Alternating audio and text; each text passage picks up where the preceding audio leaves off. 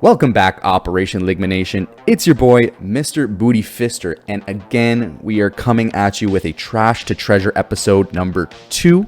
Today, we're going to be testing out the AK-47. If you didn't get to check out episode 1, I recommend go look in our videos. We did the RAM just in our episode 1, so that was so much fun to use. But today, we're going to be using the bad bitch of the ARs, the AK-47.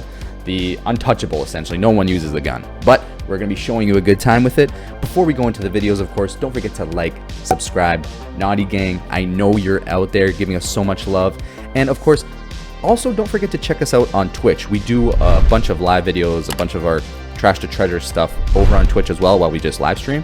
So yeah, just go click the link in the description if you want to go see that and go hit us with a follow. But without further ado, let's go check out these clips and the slappening I'm about to give to these poor Warzone bastards.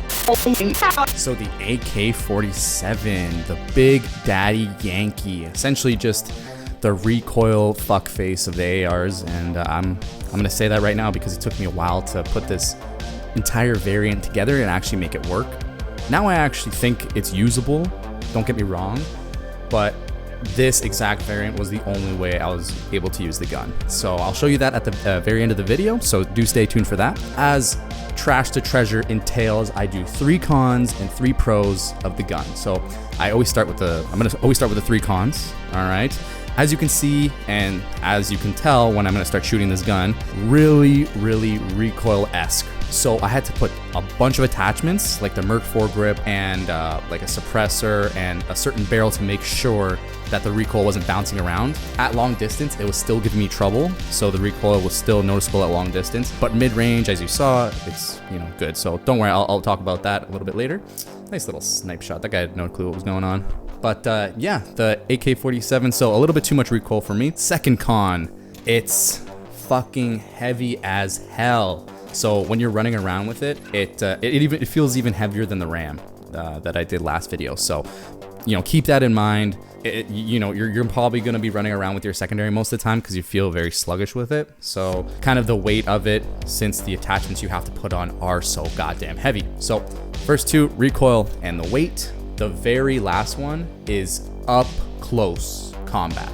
So up close combat is almost impossible with this gun. Since it's so sluggish when you're running around with it, your sensitivity needs to be through the roof to make sure that you're gonna get body shots while you're either not ADSing or ADSing by accident when you're too close to the person.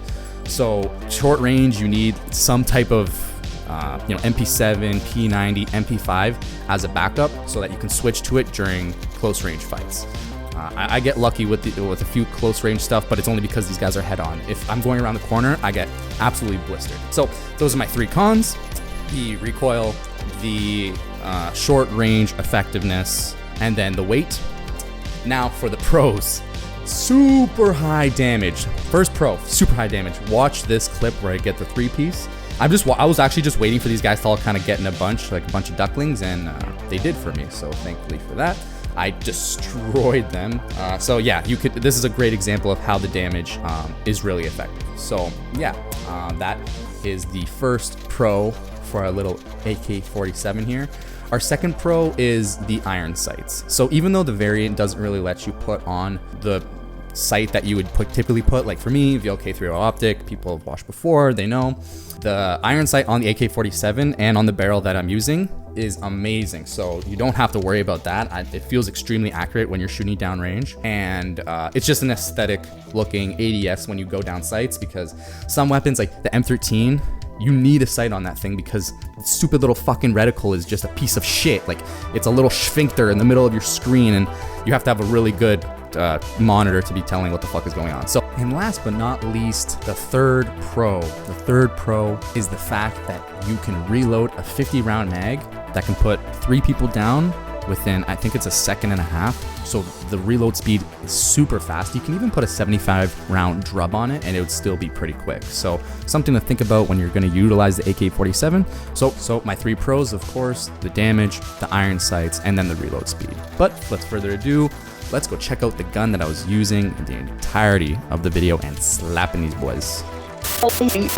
This is the weapon variant that we ended up going for with the AK. As you can see, monolithic suppressor, because if I could, I'd fucking glue that thing to every goddamn gun I use. The RPK barrel, Merc foregrip, 40 round mag, and the TAC laser. I use the TAC laser for ADS and aiming stability. I use this barrel because, unlike the Romanian, it doesn't block your underbarrel category. So RPK barrel, looking beautiful. I put the Merc foregrip because it gives you great recoil control, and you need that for the AK-47, and then the 40 round mag so I can put down multiple enemies. So really simple build, but it is extremely effective. On the trash to treasure scale, I'm going to give this weapon a solid 7.0, just because that it really does rip mid-range and it kills people very, very quickly. So yeah, that wraps up our trash to treasure video. Don't forget to like, subscribe, comment, all that good shit. And of course, hit that link in our description that links you to our Twitch. Go give us a follow, a sub. We do daily live streams and all that good stuff. All right. So thank you so much for watching, guys. And don't forget to lig mi cojones.